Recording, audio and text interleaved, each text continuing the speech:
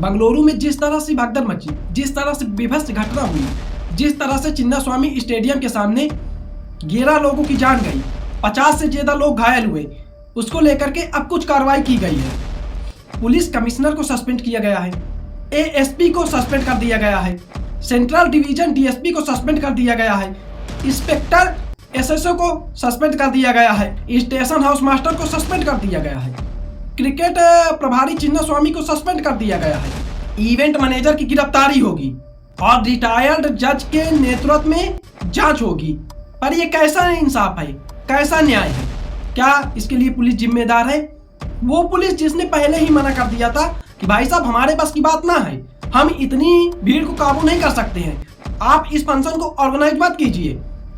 फिर भी उस पुलिस के तमाम बड़े आला अधिकारियों को सस्पेंड किया जाता है, उन पर कार्रवाई की जाती है जिन्होंने पहले ही बता दिया था कि ये हमारे बस की बात नहीं है, इसको आप ऑर्गेनाइज मत कीजिए। लेकिन ये कैसा इंसाफ है, कैसी कार्रवाई है? सरकार अपने अंदर भी झांक के तो देखे कि किसकी गलती है। हालांकि पुलिस के द्वारा भी आरसीबी पर एफआईआर दर्ज किया गया है और ये जो विभत्स घटना हुई है उसको आपराधिक लापरवाही, असंवेदनशीलता बताया गया है। पुलिस के द्वारा आरसीबी राज्य क्रिकेट एसोसिएशन पर भी एफआईआर दर्ज की गई है और जिस तरह से लापरवाही की गई है, जिस तरह से विभत्स घटना हुई है, भाई साहब 50 से ज्यादा लोग घायल हैं, 11 लोगों की डेथ हुई है, लेकिन सरकार को कोई फर्क नहीं पड़ता है। क्या ये कार्रवाई कुछ चुनिंदा अधिकारियों पर होनी चाहिए थी? राज्य क्रिकेट एसोसिएशन पर बस होनी चाहिए थी, गवर्नमेंट पे नहीं होनी चाहिए थी? मुख्यमंत्री साहब वहां क्या कर रहे थे? टीम मैनेजमेंट वहां क्या कर रहा था? जो प्लेयर्स थे उनकी कोई रिस्पॉन्सिबिलिटी नहीं है, वही पुलिस अधिकारियों की रिस्पॉन्सिबिलिटी है। सेंट्रल डिवीजन डीएसपी साहब की बस और बस जिम्मेदारी है। क्या इस पर आरसीबी मैनेजमेंट की जिम्मेदारी नहीं है या फिर वहां के मुख्यमंत्री साहब की जिम्मेदारी नहीं है?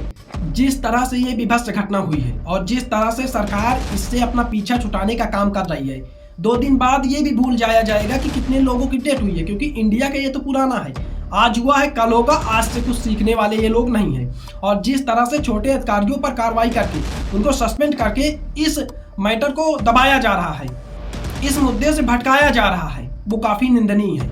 क्या आरसीबी पर कार्रवाई नहीं होनी चाहिए? क्या एफआईआर दर्ज करने के बाद कार्रवाई होगी? क्या वहां मुख्यमंत्री साहब थे, उनका कोई जिम्मेदारी नहीं बनती है? टीम मैनेजमेंट की कोई जिम्मेदारी नहीं बनती है? जो 11 प्लेयर्स वहां मौजूद थे उनकी कोई जिम्मेदारी नहीं बनती है? सवाल पूछ रही है जनता, जवाब आपको देना होगा, क्योंकि आपकी वजह से 11 फैंस की जान गई है।